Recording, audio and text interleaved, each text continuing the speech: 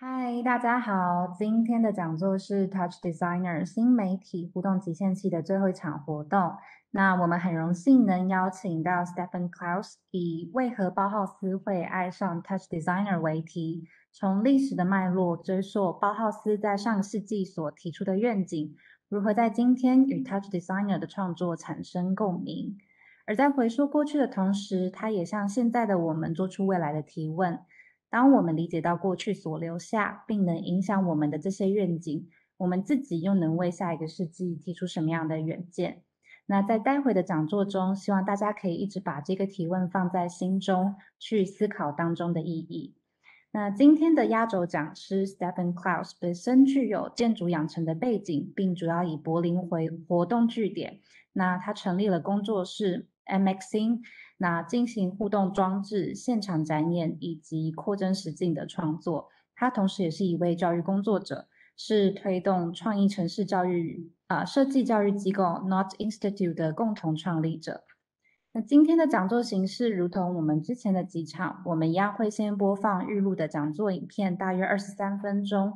那之后讲师 Stefan 会在线上跟大家进行即时的 Q&A。如果对于讲座有任何想提问或是回馈的意见，都欢迎留言在脸书，我们会请口译员嘉伟协助翻译。那现在就让我们一起来观赏今天的讲座影片。Hello, my name is Stefan KRAUS and I'm an artist, designer and educator currently living in Berlin, where I create interactive installations and media performances with my studio MX10, as well as TouchDesigner workshops for the Node Institute and different universities. Thank you so much for inviting me to this talk where I elaborate why I think that the Bauhaus would have loved TouchDesigner. We'll first have a look at what was the Bauhaus. So commonly mistaken, the Bauhaus is not a certain style of design. The Bauhaus was a school and it was founded 1919 in Weimar. It existed only 14 years. And inside these 14 years, we can identify roughly 3 phases. To begin with, we had the Weimar phase, which was still very much inspired by Impressionism. And the main goal here was to create a new union of the arts.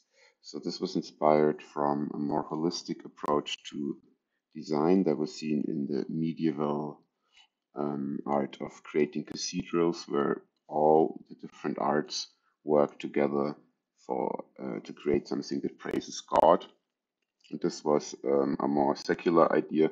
All the arts should be united to create goods that made the world better for the people. In the second phase, which can roughly be connected also to the Bauhaus being in Dessau, the focus switches from a more craft-inspired approach to a more industrial-inspired work, envisioning mass production.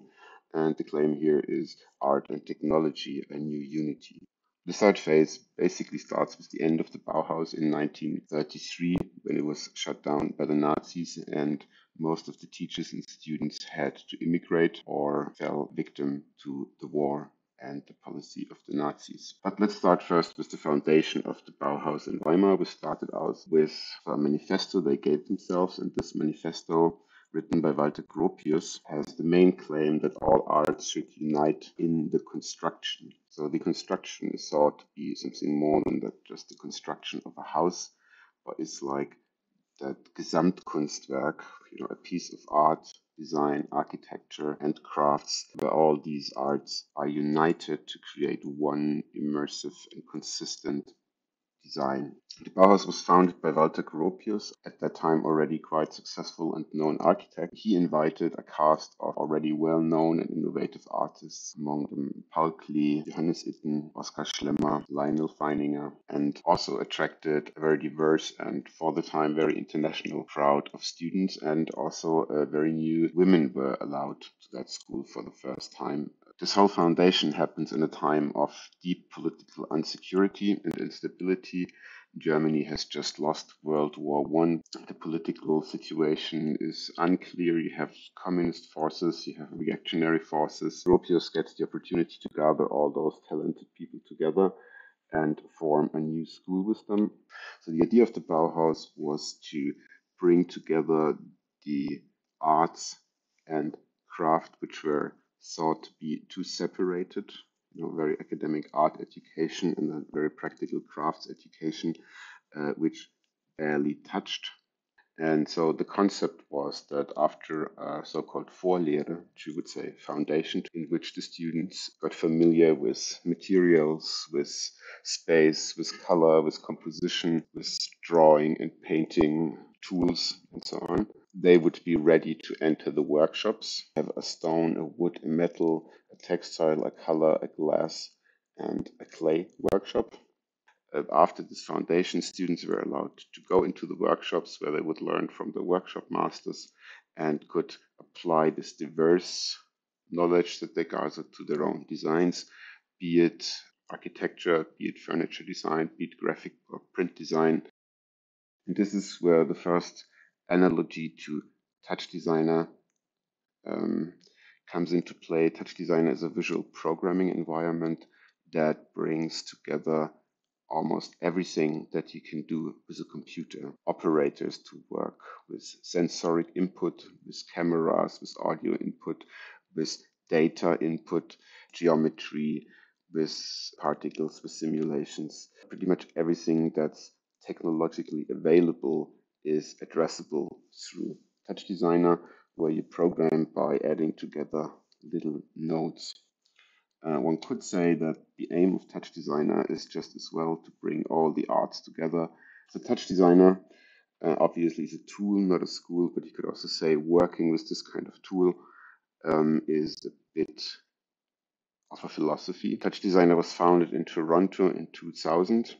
I came first in contact with TouchDesigner in 2002 through Markus Heckmann, who is also present here with a talk. Hello, Markus.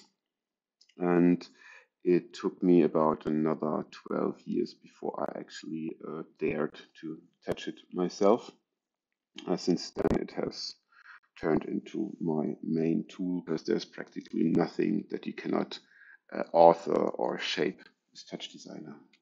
Right? This is interdisciplinary, taken to the practical level, where you get direct access to the hardware of the computer and other softwares and the internet and so on, and can start working with this new material. So in that sense, TouchDesigner is like a workshop for the new material of digital media, of digitally controlled light, of robotics, of artificial intelligence, of GLSL programming, of all these things that get us excited these days. We see a community that strongly supports each other and learns from each other. And that, again, is something that reminds me very much of the Bauhaus, which had a clear structure of the masters and the students, but it was clear that the masters and the students would learn from each other. And as we can see in the development of the school, it's not a one-way road, but there's been a lot of people getting together, discussing ideas, evolving these ideas together. And that's what I see a lot happening in the TouchDesigner community. Let's get back to the Bauhaus. A typical early example here by a student, Ludwig Hirschfeld-Mack, is a practical toy to explain color theory. So you can see here a very basic animation tool that works with possibilities available. Looks very much like the things that I started out working in TouchDesigner with colorful ramps and exploring the whole world of interactive color. Another work by Ludwig Hirschfeld-Mack together with Kurt Schwertfeger are the so-called reflektorische Farblichtspiele, a mechanical VJ set which was operated by several people and allowed them to live improvise colorful light patterns, move these colorful light patterns, and thus create experiences previously pretty much unseen. Now, today we feel very comfortable with the idea of visualizing music, but back then you also see that people experimented with rhythm and light and color independent of the music, and this whole synchronicity of audio and visual still a very new thought. I have to think about this work of White Void, which was shown in the Kraftwerk in Berlin. and which is almost like a huge mechanical machine theater. It's a very Bauhaus idea that there is a new medium coming that is a machine, and that is space, and that is color, and that is surrounding the people, and that is no longer bound to a screen. And this vision comes from people who hadn't even seen that screen very often, right? Because even the black and white silent movies were still a very new invention at the time. Another work that I might want to point out in that context, and this comes from Gunter Sterzel. She was one of the women at Bauhaus. She was working in the textile workshop, which she later also came to lead. Yes, women were allowed at the Bauhaus, but they were bullied quite strongly to go into the textile workshop because that was considered a work for women. Even so, many of them were much more interested in metal or glass. They had to fight to get access to these other workshops. They started to work with jacquard weaving machines, which are basically very, very early examples of mechanical programming of certain patterns that a machine then could execute. One of, I think, for me, key Bauhaus moments inside TouchDesigner, the mental and practical transformation from the pixel and color from a graphical 2D element into a point in space, opening up the door for all kinds of experimentations and simulations. So in this example, we see 16 by 16 pixel Perlin noise, where each pixel is used as a position in space by interpreting the basic colors red, green, and blue, not as colors, but as positions in space, where red stands for the X, green for the Y, and blue for the Z-axis, whereas the second weaving pattern shows a black and white distribution of the same resolution that defines the scale of each of those points in space. If we now take cubes and instance them using these control data or weaving patterns, we get this spatial structure on the right. The Bauhaus went through several phases, and the biggest paradigm change can be related to the Bauhaus exhibition of 1923. This Bauhaus exhibition, Bauhaus showed what it had done. For example, this interior design of the director's office, of Gropius' office, where every piece, the carpet, the weaving, the lamps, the furniture, and so on, had been produced in the workshops of the Bauhaus. Also in this context, they have Otto von Diesburg visiting them, a Dutch constructivist who leaves a big influence, which moves many of the teachers and students to think that there must be a new approach towards design that sees art and technology or technique or industry as a new unity. There's lots of problems that mass production promises to solve, but there isn't yet the appropriate design. Design is still very much oriented to craft. There's lots of ornament. The thing is just not appropriate for the new possibilities. And this new spirit becomes, and also its visual or its expression in form becomes very visible when the Bauhaus has to move from Weimar, where a right-wing government takes power and cuts the funding. So they move to Dessau, back in the day a very flourishing industrial city. They invite the Bauhaus, and they can erect their own new building. Now the Bauhaus is much more interested in creating designs that make sense in an industrial production process that are ready for mass production. There is at least the thought of using industrial materials and production methods to have a mass production in mind. The practicality of the time is still more that they produce individual pieces for rich people's villas.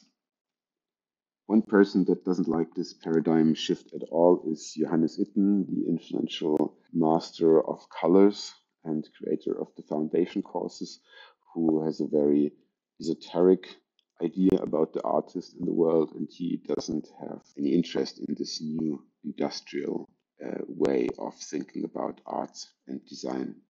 The same suspiciousness that Hitton had applied to the industrialization and mass production as a goal for the arts applies today if we think about the application of artificial intelligence and machine learning in design. The Bauhaus always wanted to make the world a better place by art and design for the people. I mean, today every advertising agency and every guns manufacturer claims to make the world a better place, so it's become a bit of a joke, but I think it's still important to think of that as a motivation for your design decisions and for which way you go in comparison to an approach that is more fascinated by technology and possibilities and kind of forgets about the responsibility that comes with it. These are inspired by the Bauhaus montage from YFX Lab. I think the guys are doing an amazing work. I only show this here because these images are semi-automatically generated. So they've created a kind of machine that outputs graphic composition, and they can create like tons of them, within minutes. The role of the designer becomes more the one of a curator instead of like the one with the vision who makes the decisions or who really shapes the material with his hand. And although this is a fascinating idea, I think it's a good idea to look back to the Bauhaus and ask us each time, is this actually going to help to make the life of people better? Or is it just giving more and more control to machines and to systems, to automation, to focus on functionality over meaning? I want to show another work by Walter Gropius called the Total Theater. This was a design for a theater that he started for the pieces of an avant-garde theater director in the Berlin of the 20s. And in this Total Theater, not only is the stage surrounding the people creating an immersive experience, but also he describes how he wants to be able to flood the floor, the walls, the ceiling, basically everything into film. Unter film setzen, like film would be water. We've seen like the light shows of the 70s and the 80s and the 90s and obviously the Tomorrowlands of today. But I think it's only just now that this idea of a really immersive art experience in gallery space really gains traction 100 years after Walter Gropius formulated that vision. The other work that obviously comes to mind is the Triadisches Ballett by Oskar Schlemmer. Wants to combine dance, costumes, and music. Triadisch in Triadisches Ballett also stands for a trinity. He says that B is such an important number because the egoistic one and the opposition creating two is overcome into a trinity, where the collective starts.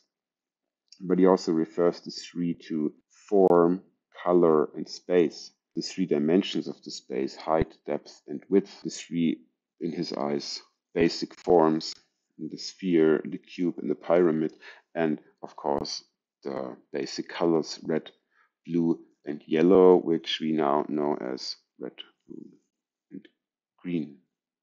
So this is some examples of the very iconic costumes used in the Triadisches Ballett, which remind of the ground forms, but also it expresses an idea of theater being like a big machinery. The box video would not only showed the spatial illusion of projection mapping in a previously unseen form, but it also brings in the robot as a mechanical actor on the stage.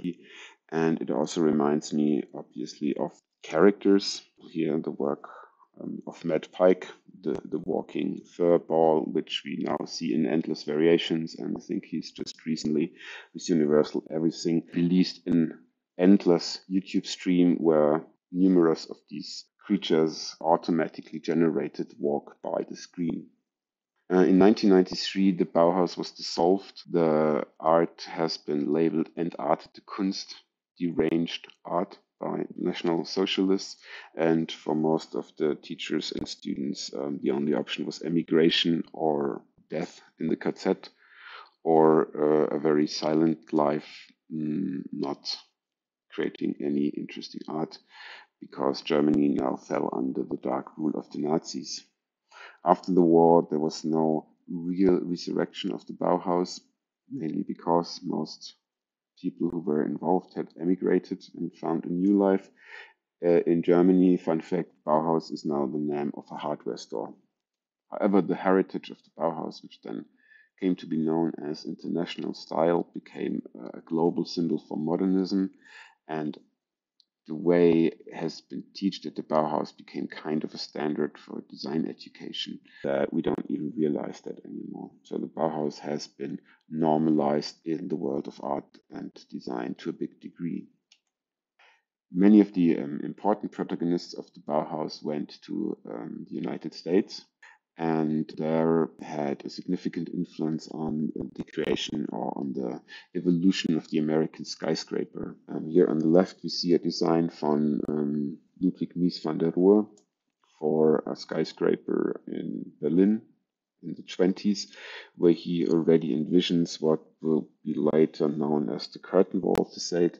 20-30 years later, in the iconic Seagram building, which we see in the background, also been many times critiqued as a kind of soulless, faceless global architecture. What also happened is that many of the people who studied and taught at Bauhaus started teaching at other schools. The new Bauhaus in Chicago is only one example. So the Bauhaus is also a very good example for why migration is not a bad thing, but why you sometimes are super lucky because a bunch of very talented people comes to your country, brings very new ideas because politics in their own country is just plain out horrible. And pretty much all over the world in the 50s, 60s, and 70s, buildings have been built with these design principles in mind. Last but not least, I want to address a topic which is not completely related to the Bauhaus, because a lot of the stuff has happened not in the Bauhaus, but by people who were not at the Bauhaus, but also famous masters of the Bauhaus were involved into the creation of early abstract film experiments. This is sometimes called the Absoluter Film, a matinee that was shown in Berlin in the 1920s and that ended almost in riot because the audience was just not ready for this kind of film. And Oskar Fischinger, Viking Eggeling, Hans Richter, Walter Ruttmann, Rausa Moholy-Nagy, who explore, well, we could say motion design, taking it back to the basics and trying to find out with very rudimentary tools how film can be something like music, how it could be like spatial composition of light.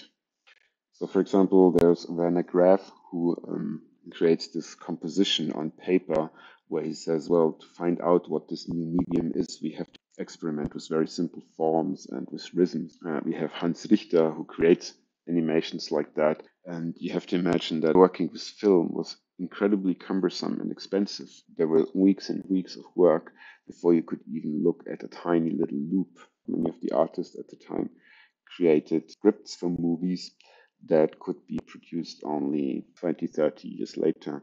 The Lichtraummodulator by Laszlo Moholy-Nagy made in 1930. So this is like a mechanical construction to create animated patterns.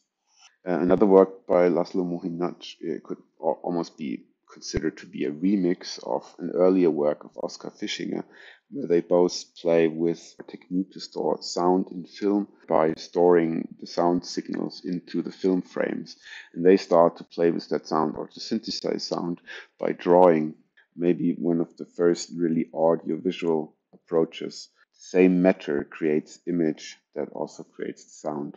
Bauhaus today can mean a lot of things. I think that's the main message. Bauhaus is not a certain style related to a certain time, but it's kind of an attitude to use art and design to better the living conditions of the people. We can benefit greatly from looking back in time sometimes and take some inspiration from the people for whom all of this was like extremely new and something that still had to be explored.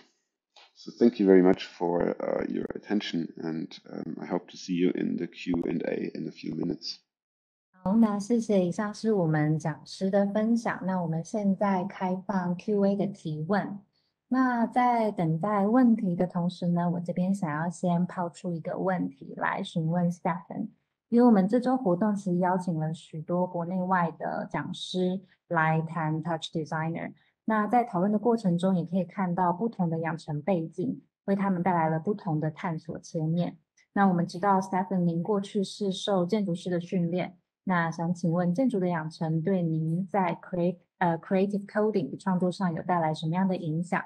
是这样的背景能让你在创作上看到其他人没有注意到的地方吗？ While we're waiting for the first questions from Facebook, let me ask the first questions. Over the past week, we have invited different speakers to talk about how they used TouchDesigners and how their backgrounds influence their usage. And I know that you were educated as an architect in the past. I wonder what kind of influence that architecture trainings have demonstrated in your codings over the years, and what kind of details you will pay attention to that is based on your architectural training in the past. Well, thank you for the question. I think first of all, I think I came to TouchDesign and visual coding from the output side. So basically creating immersive interactive spaces with light, with projection, augmenting spaces, or the aim is always to create like an artificial world that maybe also frees the thoughts. The other influence certainly is that when you go into programming with TouchDesigner is all about structure, right? And that's very close to architecture. Maybe a bit more thinking the building from the inside out. So breaking down certain problems into modules that are kind of self-contained, and then adding these modules up together.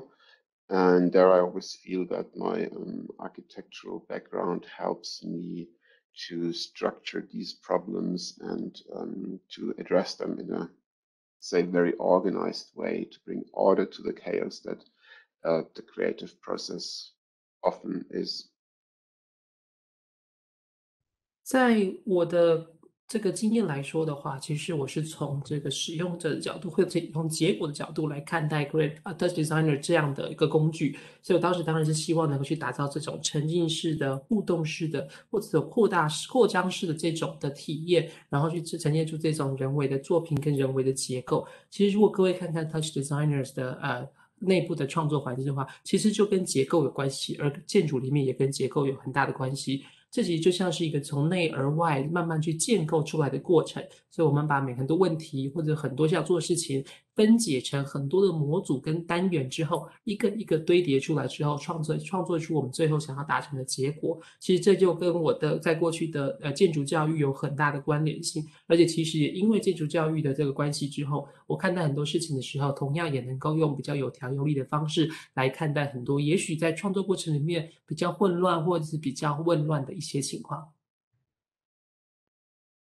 好，那我想再进一步的提问说，对于想从建筑跨到creative coding 的人来说，您会给予什么样的建议？ Okay, my next question is about for people who are now an architect or who are undergoing the architectural trainings, if they want to expand to creative codings, what kind of suggestions would you give to them? Well, I'm teaching a lot of media architects, and the thing that I always experience is that, well, they go towards creative coding maybe almost too much with an architect's mindset. Like they want to achieve very complicated things, very holistic, very advanced installations with lots of interactivity. And my advice is always, well, forget about that for a moment and do what the Bauhaus did, like break it really down to the basics. Start with very simple experimentation of form, of color, and get a feeling for this new material that you're working with, and give yourself some time before you start going into the complex challenges that may be drawn you to TouchDesigner, but it's not good to start immediately with doing the most complicated thing. But like at the beginning of your architectural education, when you did like very simple exercises in form, that's the way I would approach creative coding. 我在教授这些，我现在也在从事教育，所以我在教导这些的学生的时候，我常常会觉得他们可能在去使用 TouchDesigner 或者是尝试的时候，这个建筑师的静态或建筑的背景跟思维还没有完全的放下，所以他们很希望能够很快就达到非常高阶的成果，或者是有很复杂的这个效果出来。我常会提醒他们的是，其实可以回顾一下包浩斯当时他们在做练习的时候，做训练的时候，其实也是一切回归到根本。先从一开始，从最简单的颜色、形态或架构着手之后，一步一步的练习跟尝试，去了解这个新的素材、新的媒材之后，再花时间慢慢的去培养跟练习，然后慢慢的往前进步。其实就好像是我们在做建筑训练跟教育的时候，也会一开始从最简单的形态跟最简单的架构出发。我就会建议他们在从事 Creative Coding 或者是要接触 TouchDesigner 的时候，同样还是从最根本、最简单的开始，一步一步的着手往前进。那我从刚刚的回答，想要再进一步的提问，当初是什么样的契机让您把包浩斯跟 TouchDesigner 这两个乍看是完全不同时空脉络的事情放在一起讨论？ Of course, the Bauhaus and TouchDesigners happen in the very two different worlds in very two different periods. But what's the reason for you to put them together and start to compare them? Well, for once that I teach and work in the original buildings of the Bauhaus, so their presence was always there.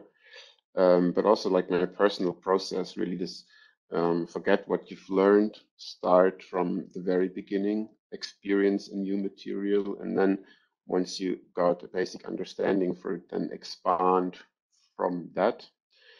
And also, like I said in the talk, like very basic parallels, like the exploration of color, the exploration of procedural form, and so on. These are things that strike me as very similar explorations happening in different materials, in different media, in different periods, but following kind of like the same path.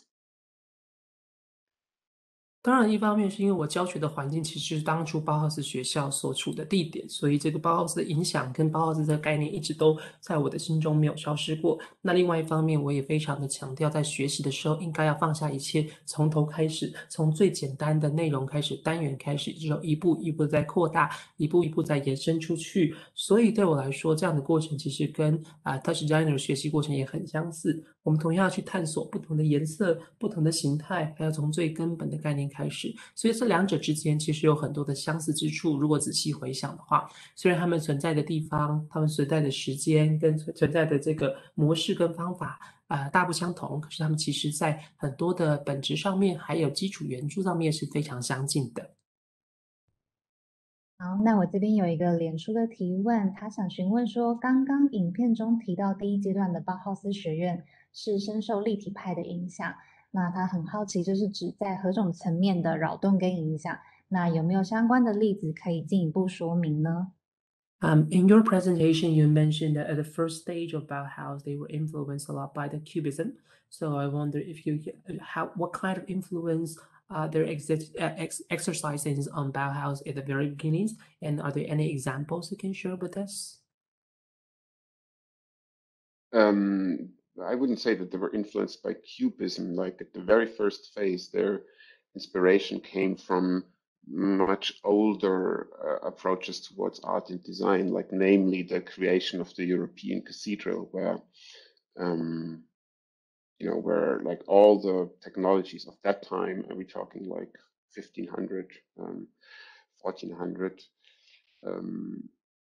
were brought together in the spirit of creating one big artwork.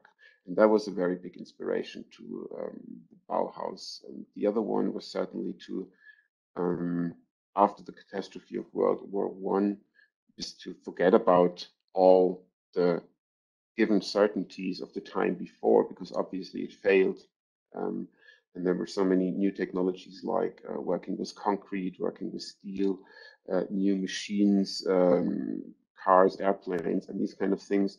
They needed a new language, they needed a new approach, and that I think was their main inspiration. So one is a very emotional, social thing, and the other one is very much driven by technology. But in the end, it's always about people exploring the possibilities and really trying to create something new instead of just reproducing the things that have failed them over and over, which is maybe something that we do in contemporary culture very much. Unfortunately, I'm not really prepared to show an example of what I mean, so I'm sorry. 好，其实我觉得包浩斯他们的灵感来源或他们当初的动机，其实源早自于立体派。比如说，他们可能从过去的这些的艺术啊、设计等等，去打造大教堂的这个经验，可以看到很多时候从15世纪、16世纪开始，他们就不断的从这个小的开始，小的元素开始一步一步着手之后，最后创造出来一个伟大的成品跟伟大的建筑物。这个我觉得也是包浩斯他们当初在发起的时候有这样的依据跟这样的来源。那另外一方面是当时当然经过了一次世界大战的冲击之后，很多人都会认为过去所认知到的既有的知识跟既有的经验其实不再适用了，有很多新的技术、新的科技还有新的材质都不断出现，包括了混凝土、包括了钢材等等，这些都需要新的语汇、新的技能跟技巧，所以他们当时认为需要有种新的训练方式。所以在这过程里面其实有两个层面，一方面是社会跟情绪性的变化，那另外一方面当然是科技的变迁，都让他们必须要去开发一种新的教学方式跟训练的方式。他们在过程里面当然也去寻找各种不同的可能性，所以其实我们在现代的社会当中其实也会面临到这样的情况，很多时候过去的所认知的这些既定的知识或既定的经验，也许在未来因为随着科技变化之后不再适用了，我们同样需要有新的知识跟新的方法、新的教育跟新的训练。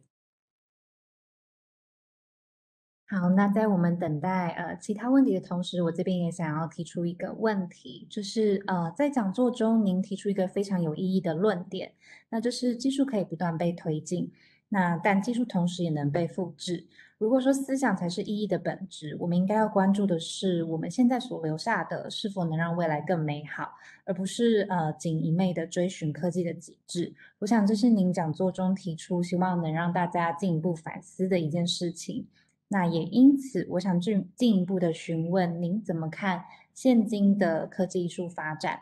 那也很好奇是什么样的契机让您提出这样的一种心思。So in the presentation, you mentioned about technology is a cumulative process. We can actually proceed over time with all these build up that we have. And we have to think about how what we are creating now can contribute to the future world and a better world.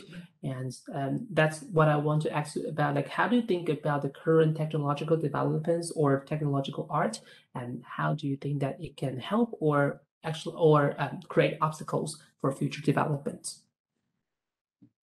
Well, obviously, in the world where TouchDesigner acts, we're talking about creating worlds of immersive media, which is, well, a very limited thing to the rich and developed countries, or basically the rich countries. So that strikes me a bit as a problem, at least in technological art, that they're to a big degree ignoring like all the problems that a majority of the people in the world still have, which are not related to like the newest mobile phone chips. And something that worries me a bit is how the idea of artificial intelligence and machine learning is treated, where we see lots of works who kind of celebrate artificial intelligence as an artistic tool, which to me always feels like, well, if you're serious about artificial intelligence, you will see it's mainly about surveillance. It's about execution of power. I see very grim dystopian scenarios where artificial intelligence will play a role in the future, and a lot of the contemporary art which relates to that is a bit to be an upsell. Is trying to make it look like something very nice and artistic and something which will create a better world for the people, but actually it's preparing Orwellian surveillance state, which will be very hard to escape and to control once it's actually taken over control. And I would wish that a lot of these works who refer to artificial intelligence would be less fascinated by the possibilities, but be much more critical about what this new material actually will do if you think the vector it shows up consequently into the future. And I have my doubts that this is actually something that will create better conditions for the people. I know lots of people will try to use it that way, but in the end, who has the money and who has the power and what are their interests? And they're probably not freeing the individual. 在我们现在使用 TouchDesigner 的时候，其实很多时候在强调的是创作这些所谓沉浸式的媒体。但是沉浸式的媒体，如果呢这些的体验或者这些发展只限缩于有钱的国家或者是已发展国家的话，其实这也是一大问题所在。现在很多科技艺术，他们常常在凸显这些科技的时候，却忘却了背后所存在的问题。比如说，我们现在提到很多的科技艺术都会运用到人工智慧或者是机器学习等等，大家会把它美化成是一个很美好的事情，可能会有很多新的发展跟可能性。但其实，如果大家现在看到人工智慧的用途，很多时候它其实是在施展权力，或者是造成权力的不平等，或者是造成很多监控的情况。可是我觉得很多科技艺术可能忽略了，或者是没有注意到这样的发展，然后一昧的把它描写成好像会打造成未来更美好的情况。我觉得这种潜在的情况、潜在的危险是不能够忽略跟不能够去漠视它的。所以我觉得在未来的话，如果看到很多的科技艺术，我希望他们除了去凸显这一个科技可以用的美好的面向之外，可能也要去关注这些潜在的危机跟潜在的这个问题所在。比如说在人工智慧的世界当中，也许我们很难跳脱出这种被控制的情况，我们的控制权会一步一步的被拿走、被剥夺走。这个是我对于现在这些新的科技发展存有疑虑的地方。但是我相信，即便我们用这样的情况去凸显的话，如果忽略了这些潜在的问题或阴暗面的话，我们就不能够去正视这些科技有可能会被有钱的人或者是有权力的人滥用的机会。好，那我这边有一个脸书的提问，他询问到包浩斯重视手作，那是不是表示重视艺术家或创作者的个人特色呢？或者是有更多的潜在意思，可以跟我们分享一下？ So there's a question from Facebook viewers. It says that Bauhaus focus a lot on handmade and prioritize handmade a lot. Does it mean that it actually prioritize or highlights the individuality among creators or artists? Or do you think that it actually means something else? Well, like I said a bit in the talk, there were different phases in Bauhaus, and certainly in the first phase in Weimar, there was a lot of focus about the artist's individual personality. But in the second phase, when they moved to Dessau, there was this shift where the idea was less to create that very inspired, romantic artwork, where it went more into the direction, well, we have like housing problems, too many people don't have proper houses, we have insufficient products and so on, and where the aim was much more to create an art is in synchronization or that also betters industrial mass production. So those are two phases of the Bauhaus, I would say. One doesn't exclude the other one, but it's kind of a development that happened in the discourse also inside the Bauhaus that also created conflict, obviously. Like Hitton was not into art and technology, but Gropius was very much. 在包浩斯，就像我刚才简报提到的，其实有分成不同的阶段。在第一阶段的威玛时期的时候，的确他们比较强调个人的层面跟个人特质。当时的话，他们就的确比较重视每个人的这些独特之处。到了第二阶段，他们移到Dessau之后呢，其实这种浪漫的想象就慢慢变得比较少了。那其中的原因是因为当时在战后，他们面对到的是居住环境不足。居住环境不足，他们的房屋不够的情况，还有很多产品不足的情况，所以当时他们开始逐渐的发展出更多所谓工业化生产的方向跟发展。这两者之间并不是互斥的，不过呢，这两者之间的发展的确是一个演进的过程，在过程里面的确也因此也产生了人们对于包浩斯的学习跟训练有了不同的意见。好，那我这边还有一个脸书的观众，他想先谢谢讲者今天精彩的分享。那他也想要询问说，请问在近代所有受到包浩斯精神影响的当代艺术作品中，那 Stefan 您有没有最喜欢或是印象最深刻的作品呢？ So another question from the viewers. First of all, thank you for your presentation today. It's fascinating. I wonder that among all the contemporary artworks that is influenced by the Bauhaus over the years now, are there any artworks that you are impressed, or is there any favorite artworks that is influenced by Bauhaus for yourself? Well, I think at this moment in time, it's very hard to find artworks that are not inspired by Bauhaus because, like I said before, is the whole mindset of Bauhaus, the whole way to educate artists and designers has been normalized so much that is almost a natural starting point for everyone today. And through the short period of 14 years that Bauhaus existed, there was also such a broad range of different approaches of individual artists that there is something in there for everyone. And I'm quite impressed by the contemporary artwork. So more in the fine art world, but in this world of technological artwork, I like very much the works of Christopher Bauder. I know that there's not this much of, let's say, critical thinking or critique about contemporary culture involved. In terms of the exploration of space, color, light in a very open, let's call it almost naive sense, I think they're very good examples for moving forward. And I kind of like artworks that don't shout out very loudly what they mean or what they want to narrate. So I've always been a big fan of Amish Kapoor's artwork, which in my opinion somehow create holes in reality, like, create outer spaces which are not really of this world.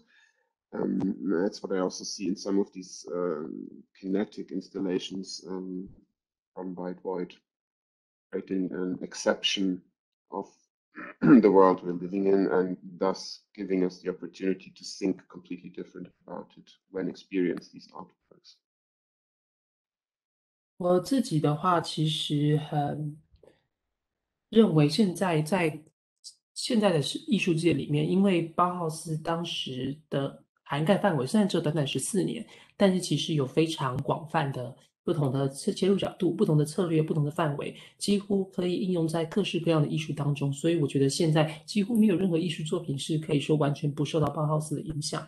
在科技艺术方面的话，其实我比较欣赏，比如说是 Christopher Bauder 的作品，他的作品里面其实用一种几乎我觉得近似像天真的形式去探索各种各式各样的空间、色彩跟光线等等，这些是我认为它是非常特殊的地方。那另外一方面是我自己并不是这么喜欢那种什么东西都说得一清二楚的艺术作品，有时候我比较喜欢那些比较采取比较内敛，或者是采取比较简约的方式，让大家经历过了这个体验之后，会有机会感受到不同的世界观，或者是因此有了自己对于这个环境还有这个世界不同诠释的机会。我个人会比较倾向喜欢这样的作品，而不是什么都让你一清二楚的看到，立刻迫不及待想要告诉你这个作品到底代表什么样的内容。Maybe if you allow me one more addition, if I think about it a bit more, the works that inspire me and impress me about a critical approach to this potential futures, I have to think about the work of Peter Steil, who clearly addresses the more problematic things that come with future technologies. Come again, what is the artist name? Peter Steil. 另外一方面要特别补充的是，比如说 Ed Style 的这个作品里面，他特别去批判跟去用这种批判性的思考去面对未来的科技跟未来世界可能的发展，这个也是我个人比较青睐或比较喜欢的作品。好，那很谢谢讲师的回答。那现在不知道还有没有其他的提问？ Thank you for the answers. Are there any other questions? 那如果没有的话，我们就很谢谢 Stefan 今天跟我们的分享呢，也很谢谢嘉伟的翻译协助呢，也很谢谢所有参与我们这次活动的线上观众。If not, we'll conclude the sessions. Thank you for your participation. Thank you for your attendance. And thank you everyone for participating in the online session. Thank you very much for inviting me and for this inspiring discussion. 也非常感谢各位今天的提问，让我们有很有趣的互动跟讨论。那我们的活动在这边结束咯，大家拜拜。Thank you very much. Goodbye. Bye bye.